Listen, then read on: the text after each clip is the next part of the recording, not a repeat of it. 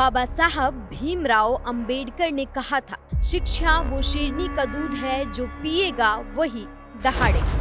लेकिन क्या आपको पता है कि उन्हीं बाबा साहब की वजह से ही हमारे देश की महिलाएं शेरनी बनने का सपना देखने लायक बन पाई। अक्सर आपने लोगों से ये कहते सुना होगा कि बाबा साहब ने दलितों के लिए बहुत कुछ किया, उनके अंदर जागरूकता लेकर आए, उन्हें उनके अधिकारों से अवगत कराया। लेकिन सच तो ये है कि बाबा साहब हर कमजोर वर्ग की आवाज बने। आज भारत की महिलाएं चांद तक जाने का सपना देख रही हैं। तो चलिए आज बात उन्हीं की करेंगे कि आखिर कैसे बाबा साहब भीमराव अंबेडकर ने महिलाओं को सशक्त बनाने के लिए क्या कुछ किया। दशकों पहले बाबा साहब ने महिलाओं की जल्दी शादी करने और जिंदगी भर पति का गुलाम बनने के खिलाफ आवाज बुलंद की। महिला सशक्तिकरण को लेकर अंबेडकर के चिंतन की झलक साल 1942 में शोषित वर्ग की महिलाओं के एक सम्मेलन में देखने को मिली, जब उन्होंने कहा था किसी भी समुदाय की प्रगति वहाँ की महिलाओं की प्रगति से आंका जाता है। उनका कहना था यदि महिलाएं एकजुट हो जाएं तो समाज को सुधारने के लिए क्या कुछ नहीं कर सकती है। वे लोगों से कहा करते थे कि महिलाओं और अपने बच्चों को शिक्षित कीजिए, उन्हें महत्वाकांक्षी बनाइए, उनके दिमाग में ये बात डालिए कि महान बनना उनकी नियति है, महानता केवल संघर्ष और त्याग से ही प्राप्त हो सकती है। वॉइसरॉय के कार्यकारी परिषद में श्रम सदस्य रहते हुए डॉक्टर अंबेडकर ने पहली बार महिलाओं के लिए प्रस्तुति अवकाश यानी मैटरनल लीव की व्यवस्था की थी। संविधान प्रारूप समिति के अध्यक्ष के रूप में संविधान निर्माताओं में उनकी अहम भूमिका थी। संविधान में सभी नागरिकों को बराबर का हक दिया गया।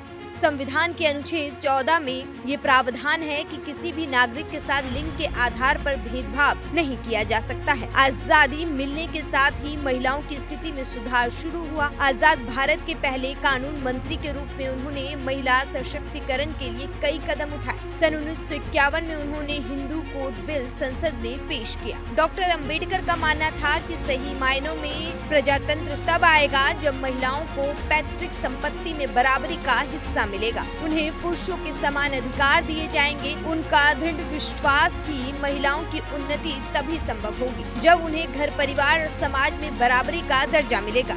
शिक्षा और आर्थिक तरक्की उन्हें सामाजिक बराबरी दिलाने में मदद करेगी। डॉक्टर अंबेडकर हमेशा कहा करते थे कि मैं हिंदू कोड बिल पास कराकर भारत की समस्त नारी जाति का कल्याण करना चाहता हूँ। मैंने हिंदू कोड पर विचार होने वाले दिनों में पतियों द्वारा छोड़ दी गई अनेकों युवतियों और प्रौढ़ महिलाओं को देखा है। उनके पतियों ने उनके जीवन निर्वाह के लिए नाम मात्र के 4-5 रुपए मासिक गुजारा बांधा हुआ था। वे औरतें ऐसी दयनीय दशा के दिन अपने माता पिता या भाई बंधुओं के साथ रो रो कर व्यतीत कर रही थी। उनके अभिभावकों के हृदय भी अपनी ऐसी बहनों तथा पुत्रियों को देख देख कर शोक संबद्ध रहते थे। बाबा साहब का करुणा में हृदय ऐसी स्त्रियों की करुणा गाथा सुनकर पिघल जाता था। कुछ लोगों के विरोध की वजह से हिंदू कोड बिल उस समय संसद में पारित नहीं हो सका था, लेकिन बाद में अलग अलग भागों में जैसे हिंदू विवाह कानून, हिंदू उत्तराधिकार कानून,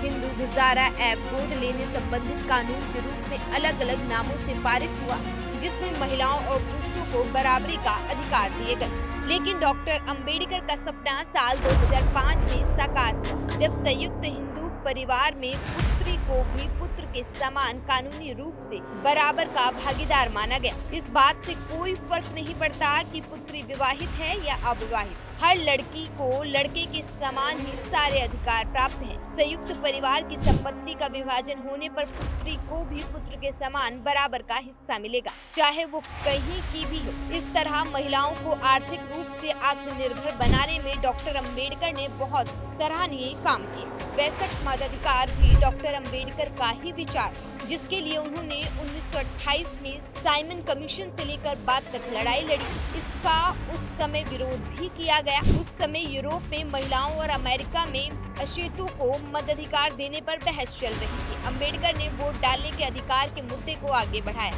उन्होंने निर्वाचन सभा के सदस्यों को चेताया था कि भारतीय राज्यों को एक जगह लाने की उत्सुकता में लोकतंत्र के मूल सिद्धांतों से समझौता न करें। डॉक्टर अंबेडकर ने संरक्षण आधारित लोकतंत्र के बजाय नए भारत के लिए अधिकारों वाले लोकतंत्र को चुना और उसी लोकतंत्र और बाबा साहब की इसी लंबी लड़ाई की वजह से ही उत्तर प्रदेश में भी 4 बार मुख्यमंत्री मायावती बन पाई, क्योंकि अगर महिलाओं को वोट देने का भी अधिकार नहीं होता तो क्या उन्हें चुनाव लड़ने का अधिकार मिलता? Bureau report, news 1 India.